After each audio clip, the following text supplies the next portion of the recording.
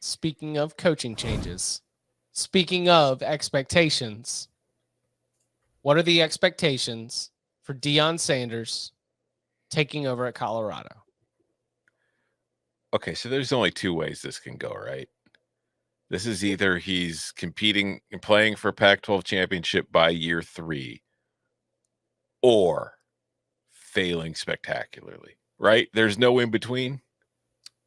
No, because I think that you can very quickly get to a middling. I think that the roster work that can be done by Deion Sanders, both in terms of who he brings with him, the recruiting that he can do out of high school, not necessarily immediately, but at least in a 2 to 3 year window, and what he can do in the transfer portal mean that this Colorado program can so quickly jump 3 to 4 programs in the Pac-12 and get to a win 3 to 4 conference games a year type position. Like, I think that Colorado immediately can jump into bowl contention.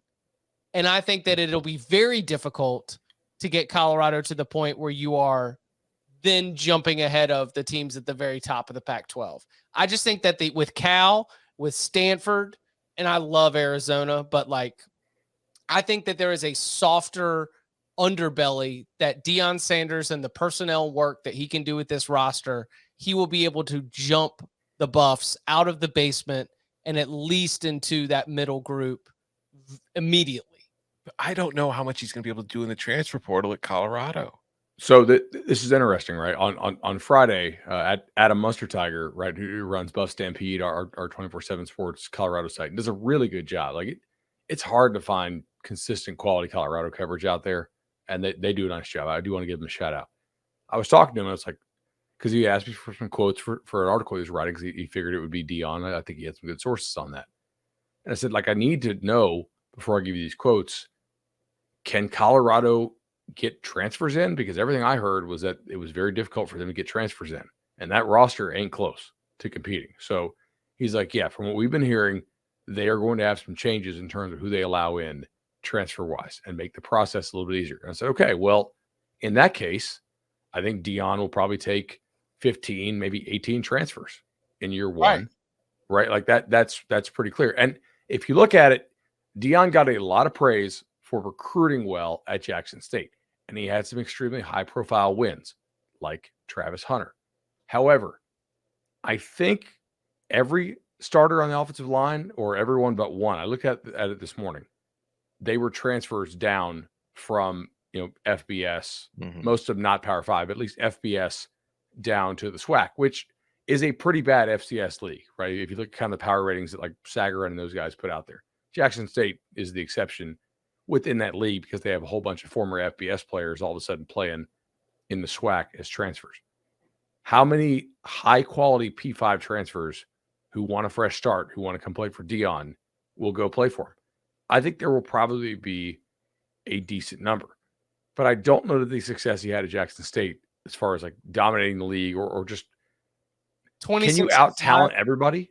Or can you out-talent like Cal? Sure. Stanford? I'll believe Stanford's going to change when I see it. So I think Colorado could get better than Stanford pretty quickly. Also, Stanford's having a mass exodus. I don't know if you guys have seen this like last 3 days. Stanford's roster is getting cooked. But Colorado could jump ahead of Washington State. Colorado could jump ahead of Oregon State. I don't think it'll happen immediately. I don't think in 1 year. No, not in 1 year. But I'm saying, like, if we want to try to do a 2 to 3 year, like, what is the ceiling for Colorado? I have respect for what is happening right now. Like, year one, Dan Lanning at Oregon is impressive. Year one, Kalen DeBoer at Washington is impressive. But they inherited much better situations. Right, but I'm just saying that it's like to assume that, especially in a divisionless Pac-12, that Colorado is going to jump right to Pac-12 championships. I do think that is getting ahead of your skis, but I do think it's not going to be hard to at least jump into the place where you are not in the basement anymore with Deion Sanders. So we assume he's taking Shedeur, right? Yes, and Travis. Okay. Do you think he has to re-recruit him? You sure on Travis? No, I'm not sure. But you said you assumes. Like, my assumption is that we're going to look at Hunter. We're going to look at Sanders. We're going to look at probably like 2 to 3 other players all leaving with Deion to go to Colorado. So, like, I don't know that these Jackson State offensive linemen can play at Colorado, right? Like, a lot of them couldn't play at Louisiana Monroe and Texas State level programs. The SWAC is just such a lower level league compared to even like the bottom Sunbelt teams, right? I mean, this Jackson State team last year, they lost to Louisiana Monroe, right? I don't know exactly how many kids you can take off that roster. Hunter will be interesting. If Hunter transfers, there will be a ton of NIL come there, right? So How much of that follows him to Colorado? I don't know. We'll see. That's why I don't know if Travis Hunter's following him to Colorado, because when Travis Hunter, Athens will be interested, Tallahassee will be interested, everybody will be interested if he hits the portal. When Hunter went to Jackson State, playing at an HBCU played a large role in that decision. Yeah. Colorado, I mean, unless he's interested in playing in like a Patagonia school, I don't think really qualifies for what he was looking for at Jackson State. So I don't know that we should assume that. I think it's possible. I mean, he might really enjoy playing for Deion. He's a defensive back, and Deion, back in his day, kind of good as a defensive back, just decent, you know. So he could follow him. It's just I don't think we should assume that, because I do think if he's leaving Jackson State, like Bud just said, there's going to be plenty of interested suitors. Also, the guys who transferred into Jackson State may not be able to transfer back if they don't have their degrees already, right? Because you only get one free transfer. I think as long as Colorado is actually, relaxing its transfer rules, I think he will improve the roster quite a bit. I don't know who's in their non-conference schedule for next year. Probably should look that up live on air, I guess. But it's not crazy to think that they could make a bowl if he really kills the transfer portal. But that's going to depend on their non-con. If they have to go play like at TCU, that's tough. Okay, yeah. TCU, Nebraska, Colorado State. That's a tough okay. non-con. Yeah, I mean, in that case, I would be surprised if they make a bowl next year. But I think they'll be more competitive. I mean, they're a bottom 15 team in the country this year, guys. Yeah, they are currently number 2 in my bottom 25. If Deion gets them to like 85th next year, that's a pretty good jump. Mm-hmm. And that's a reasonable jump if you have a decent quarterback. I assume Shedeur will win that job because they don't have anybody right now. I mean, Matt Rule's losing to Deion in Boulder. Listen, I will just be happy. I've tried to bet these guys at times. That is a coaching advantage for Prime. Like, USC's back. Like, they were in a perfect spot to cover against USC. USC's backups are just, and USC's not a deep team, right? USC pulls all its starters, backups are in. They're going up and down the field. This Colorado team.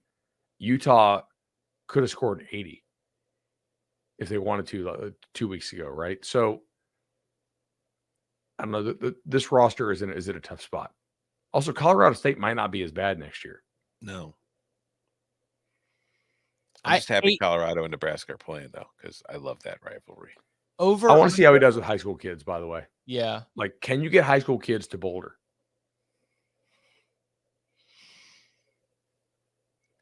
I think that if you were to look for the x-axis and the y-axis of where, like, what is the best job where Deion will also be able to have the most influence across the institution and athletic department, Colorado's probably your maximum for both that was available.